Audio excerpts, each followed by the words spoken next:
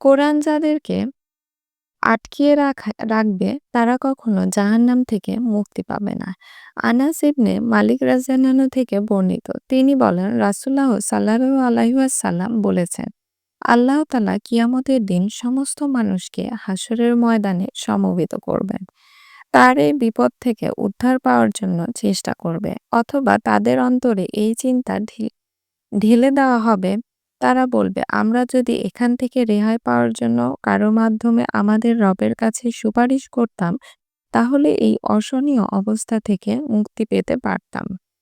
নবী সাল্লাল্লাহু আলাইহি ওয়াসাল্লাম বলেন, তারা আদম আলাইহিস সালামের কাছে গিয়ে বলবে, আপনি আদম সব মানুষের পিতা, আল্লাহ নিজ হাতে আপনাকে সৃষ্টি করেছেন। আপনার মধ্যে স্থির রূহ ফুঁকে দিয়েছেন এবং ফেরেশতাদের নির্দেশ দিলে তারা সকলে আপনাকে সেজদা করবে। আপনি আমাদের জন্য আপনার রবের কাছে সুপারিশ করুন। তাহলে তিনি আমাদেরকে এই কষ্টদায়ক স্থান থেকে মুক্ত করে আরাম দান করবেন। তখন আদম আলাইহিস সালাম বলবেন, আমি তোমাদের এই কাজের উপযুক্ত নই। তিনি নিষিদ্ধ গাছের ফল খাওয়ায় নিজের কৃত অপরাধের কথা উল্লেখ করবেন এবং তিনি যে এই জন্যে তার রবের কাছে লজ্জিত তাও বলবেন। তিনি আরো বলবেন, বরং তোমরা পৃথিবীবাসীদের জন্য প্রেরিত আল্লাহর সর্বপ্রথম নবী হযরত মুহাম্মদ সাল্লাল্লাহু আলাইহি ওয়াসাল্লামের কাছে যাও। রাসূলুল্লাহ সাল্লাল্লাহু আলাইহি ওয়াসাল্লাম বলেন, সুতরাং তারা সবাই নূহ আলাইহিস সালামের কাছে আসবে। তিনি বলবেন, আমি তোমাদের এই কাজের উপযুক্ত নই। তিনি সঙ্গে সঙ্গে তার কৃত অপরাধের কথা স্মরণ করবেন, যা তিনি করেছিলেন। এতে তিনি যে তার রবের কাছে লজ্জিত সে কথাও বলবেন। আর বলবেন, তোমরা ইব্রাহিম আলাইহিস সালামের কাছে যাও। তিনি এমন এক ব্যক্তি যাকে আল্লাহ খলিল একান্ত বন্ধু বানিয়েছেন। সুতরাং তারা সবাই ইব্রাহিম আলাইহিস সালামের কাছে আসবে। তিনি বলবেন, আমি তোমাদের এই কাজের উপযুক্ত নই। তিনি তার কৃত অপরাধের কথা স্মরণ করে তার প্রভুর কাছে যে লজ্জিত সে কথা বলবেন। তিনি আরো বলবেন, বরং তোমরা মূসা আলাইহিস সালামের কাছে যাও। তিনি আল্লাহর এমন এক বান্দা, আল্লাহ তাআলা স্বয়ং তার সঙ্গে কথা বলেছেন এবং তাওরাত কিতাব দান করেছেন। রাসূলুল্লাহ সাল্লাল্লাহু আলাইহি ওয়াসাল্লাম বলেন, সবাই তখন মূসা আলাইহিস সালামের কাছে আসবে। তিনি বলবেন, আমি তোমাদের এই কাজের উপযুক্ত নই। তিনি তার কৃত অপরাধের কথা স্মরণ করে তার প্রভুর নিকট যে লজ্জিত সে কথা বলবেন এবং বলবেন, তোমরা বরং আল্লাহর বান্দা এবং তার কালেমা ও রাসূলুল্লাহ সাল্লাল্লাহু আলাইহি ওয়াসাল্লামের কাছে যাও। অতঃপর তারা সবাই আল্লাহর রূহ ও কালেমা ঈসা আলাইহিস সালামের কাছে আসবে। তিনি বলবেন, আমি তোমাদের এই কাজের উপযুক্ত নই। তোমরা বরং মুহাম্মদ সাল্লাল্লাহু আলাইহি ওয়াসাল্লামের কাছে যাও। তিনি আল্লাহর এমন এক বান্দা, আগে ও পরের সব গুনাহ মাফ করে দেওয়া হয়েছে।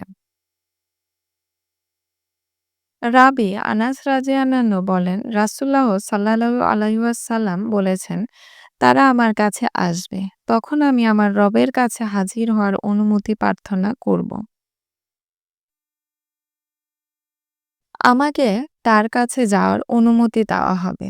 যখন আমি তাকে দেখতে পাব তখনই তার সামনে সেজদায় লুটে পড়ব। আল্লাহ যতক্ষণ চাইবে আমাকে ততক্ষণ এই অবস্থায় রাখবেন। তারপর বলবেন, হে মুহাম্মদ, মাথা উঠাও আর বলো, তোমার কথা শোনা হবে। আর প্রার্থনা করো, যা চাইবে তা দেওয়া হবে এবং তুমি সুপারিশ করো, কবুল করা হবে। রাসূলুল্লাহ সাল্লাল্লাহু আলাইহি ওয়াসাল্লাম বলেন, তখন আমি মাথা উঠাবো এবং আল্লাহ আমার রবের এমন বাক্যে প্রশংসা করব, যা আমার মহাপরাক্রমশালী প্রভু আমাকে শিখিয়ে দেবেন। অতঃপর আমি সাফায়াত করব। কিন্তু এই ব্যাপারে আমাকে একটি সীমা নির্দিষ্ট করে দেওয়া হবে। তখন আমি গিয়ে তাদেরকে দোজখ থেকে বের করে বেহেশতে প্রবেশ করাব। তারপর আমি ফিরে এসে পুনরায় সেজদায় লুটে পড়ব। আর আল্লাহ যতক্ষণ চাইবেন ততক্ষণ আমাকে এ অবস্থায় রাখবেন। অতঃপর বলবেন, হে মুহাম্মদ, মাথা তোলো আর বলো, তোমার কথা শোনা হবে। প্রার্থনা করো, যা চাইবে তা দেওয়া হবে। সুপারিশ করো, তা কবুল করা হবে। রাসূলুল্লাহ সাল্লাল্লাহু আলাইহি ওয়াসাল্লাম বলেন, অতঃপর আমি মাথা উঠাবো এবং এমন বাক্যে আমার রবের প্রশংসা করব যা তিনি আমাকে শিখিয়ে দেবেন। অতঃপর অতঃপর আমি সুপারিশ করব। তবে এ ব্যাপারে আমাকে একটি সীমা নির্দিষ্ট করে দেওয়া হবে।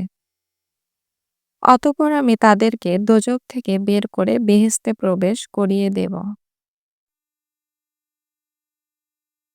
আনাস রাদিয়াল্লাহু বলেন, আমার জানা নেই রাসূলুল্লাহ সাল্লাল্লাহু আলাইহি ওয়াসাল্লাম তৃতীয় অথবা চতুর্থবারে বলেছেন। এরপর আমি বলব, হে আমার প্রভু, কোরআন যাদেরকে আটকিয়ে রেখেছে, অর্থাৎ কোরআনের ঘোষণা অনুযায়ী যাদের জন্যে চিরস্থায়ী দোজখ বাস নির্ধারিত হয়ে গেছে, তারা ব্যতীত আর কেউই দোজখে অবশিষ্ট নেই। ইবনে উবাইদ বলেন, তার বর্ণনায় বলেছেন, কাদারা বলেছেন, তারা চিরস্থায়ী জাহান্নামে পড়ে থাকবে। আসসালামু আলাইকুম সবাইকে। ধন্যবাদ ভিডিওটি দেখার জন্য। আমাদের চ্যানেলটি সাবস্ক্রাইব করে আমাদের পাশে থাকবেন। আবারও ধন্যবাদ। আসসালামু আলাইকুম সবাইকে।